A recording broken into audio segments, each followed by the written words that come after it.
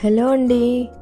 ఏంటి థంబ్‌నెయిల్ చూసి garlic curry ఏంటి, హైదరాబాద్ స్పెషల్ ఏంటి అనుకుంటున్నారా? అవునండి.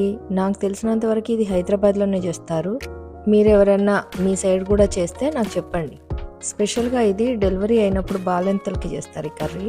ఎందుకో ఇవాళ చేసి మీకు చూపించాలనిపించింది. అందుకే చేశాను. చాలా బావుంటది కర్రీ మాత్రం టేస్ట్. అండ్ చాలా సింపుల్ కూడా. రండి మరి చేసుకుందాం. ముందు మనము 4 ఎల్లిగడ్డలు తీసుకొని ఎల్లిపాయలు ఇలా చిన్న చిన్న ముక్కలుగా కట్ చేసి పెట్టుకుందాము. చిన్న చిన్న ముక్కలుగా కట్ చేయొచ్చు, లేదంటే దొడ్డుబొడ్డుగా దంచి పెట్టుకోవచ్చు.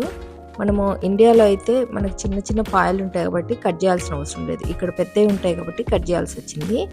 ఆయిల్, ఆవాలు, జీలకర్ర, పసుపు, ఎండుమిర్చి, ఉప్పు తీసుకుందాం. ఇప్పుడు స్టవ్ ఆన్ చేసి ప్యాన్ పెట్టి ఆయిల్ వేసి వేడెక్కిన తర్వాత తాలింపు గింజలు, ఆవాలు, జీలకర్ర, ఎండుమిర్చి వేయాలి. కావాలనుకుంటే కరివేపాకు కూడా వేయచ్చు. ఇందులోనే కట్ చేసుకున్న గార్లిక్ వేసి కొంచెం వేగిన తర్వాత ఉప్పు, పసుపు వేసి బ్రౌన్ కలర్ అయ్యేంత వరకు వేయించుదాము. ఇప్పుడు ఇందులో ఒక హాఫ్ కప్పు వాటర్ వేసేసి కలిపి మూత పెడదాం.